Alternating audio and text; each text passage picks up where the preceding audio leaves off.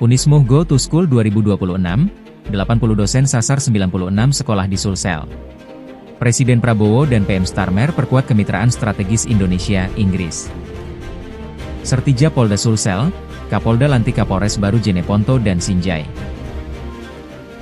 Angka kematian bayi jadi sorotan di workshop APEK Makassar.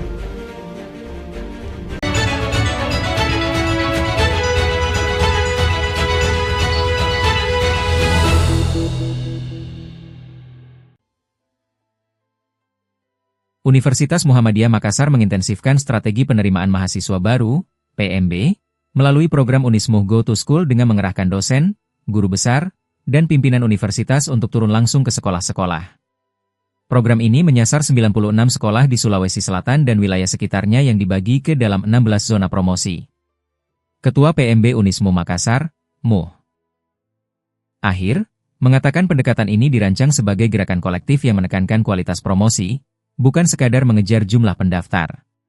Kami ingin promosi kampus dilakukan secara terencana, terukur, dan selaras dengan nilai keislaman serta kemuhammadiyahan, ujarnya, Selasa 20 Januari. Wakil Rektor 3 Unismuh Makassar, Mawardi Pewangi, menegaskan promosi pendidikan harus dijalankan sebagai bagian dari dakwah. Ia mengingatkan tim promosi untuk mengedepankan kejujuran, amanah, dan transparansi tanpa paksaan. Ajaklah dengan hikmah dan cara yang baik. Promosi harus mencerdaskan, mencerahkan, dan menggembirakan, katanya. Sementara itu, Wakil Rektor I Unismuh Makassar, Andi Sukri Syamsuri, menyebut sedikitnya 80 dosen dan belasan guru besar terlibat dalam program tahun ini. Sekolah sasaran meliputi Makassar, Goa, Maros, Pangkep, Parepare, Bone, Bulukumba, hingga wilayah kepulauan. Ini tahun kedua kami kembali terjun langsung ke sekolah. Kehadiran guru besar menjadi nilai tambah karena menunjukkan keseriusan Unismuh membangun komunikasi akademik, ujarnya. Ia menegaskan, promosi tidak. Rahim Nanda, menekankan kegiatan promosi kampus merupakan bagian dari misi dakwah jangka panjang dan harus dijalankan secara bertanggung jawab.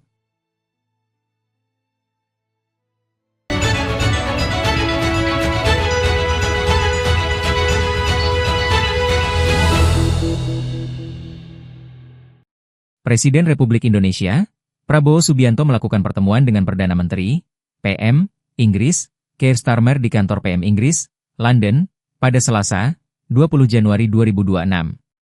Pertemuan ini menjadi bagian dari rangkaian kunjungan kerja Presiden Prabowo ke Inggris dalam rangka memperkuat hubungan bilateral dan kemitraan strategis kedua negara.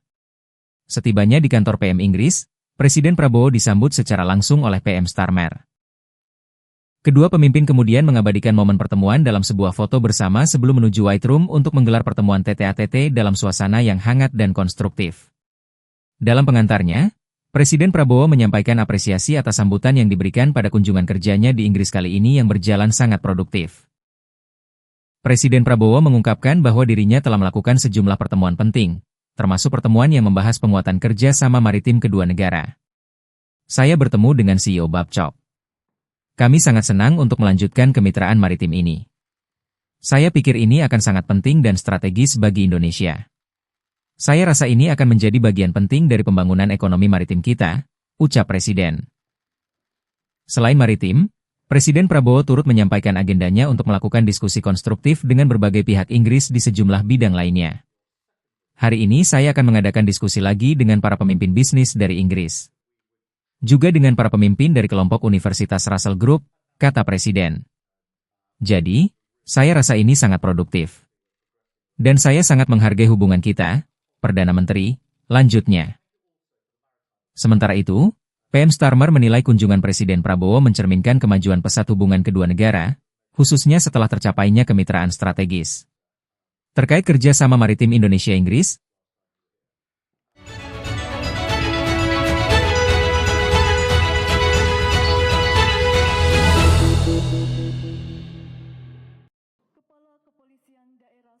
Kapolda Sulawesi Selatan, Irjen Pol Juhandani Raharjopuro, SH, MH, memimpin langsung upacara serah terima jabatan, Sertijab, sejumlah perwira menengah, Pamen, yang akan mengisi posisi strategis di wilayah hukum Polda Sulsel.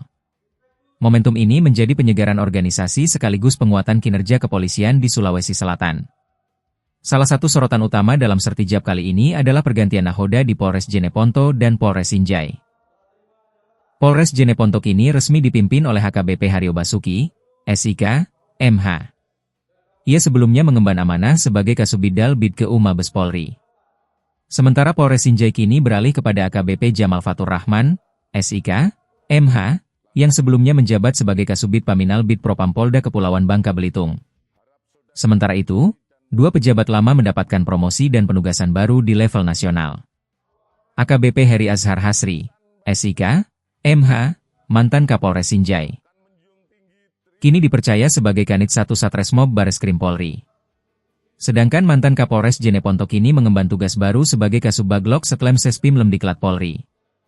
Tidak hanya posisi Kapolres, Kapolda Sulsel juga melantik Kombes Pol Osva, SIK, MSI sebagai Dirres PPA dan PPO Polda Sulsel.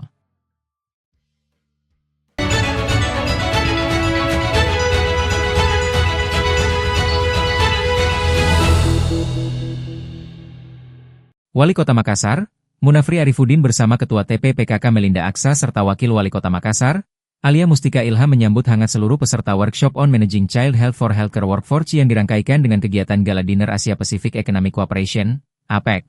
Diselenggarakan oleh Poltekkes Kementerian Kesehatan RI, di Kota Makassar. Pria yang akrab disapa Api menyampaikan, atas nama pribadi dan pemerintah Kota Makassar, sangat senang atas kehadiran seluruh delegasi dan peserta workshop, baik dari dalam maupun luar negeri. Ia menegaskan bahwa kegiatan ini sejalan dengan visi pembangunan Kota Makassar, yakni Makassar menuju mulia, unggul, inklusif, aman, dan berkelanjutan. Puji dan syukur, malam ini kita dapat berkumpul dalam suasana yang hangat dan penuh keakraban pada gala dinner rangkaian workshop tentang pengelolaan kesehatan anak untuk tenaga kesehatan di Makassar, ujar Api, di pada jamuan makan malam di Baruga Angin Mamiri, Rujab, Wali Kota Makassar, Rabu 21 Januari. Menurut Api, pelaksanaan pertemuan internasional di Kota Makassar memiliki arti yang sangat penting, khususnya dalam memperkuat upaya bersama menurunkan angka kematian ibu dan bayi, mengurangi prevalensi stunting, serta meningkatkan kualitas layanan kesehatan anak di daerah. Lanjut dia, kehadiran forum ini menjadi momentum strategis untuk membangun sinergi yang kuat antara pemerintah, tenaga kesehatan, dan para pemangku kepentingan lainnya. Ini penting untuk merumuskan langkah-langkah konkret dan strategis dalam mencapai pembangunan kesehatan yang berkelanjutan, adil, dan merata di Kota Makassar, jelasnya. Api juga menekankan pentingnya komitmen bersama dalam mewujudkan pembangunan yang inklusif dan kompetitif, demi kesejahteraan masyarakat serta kemajuan wilayah.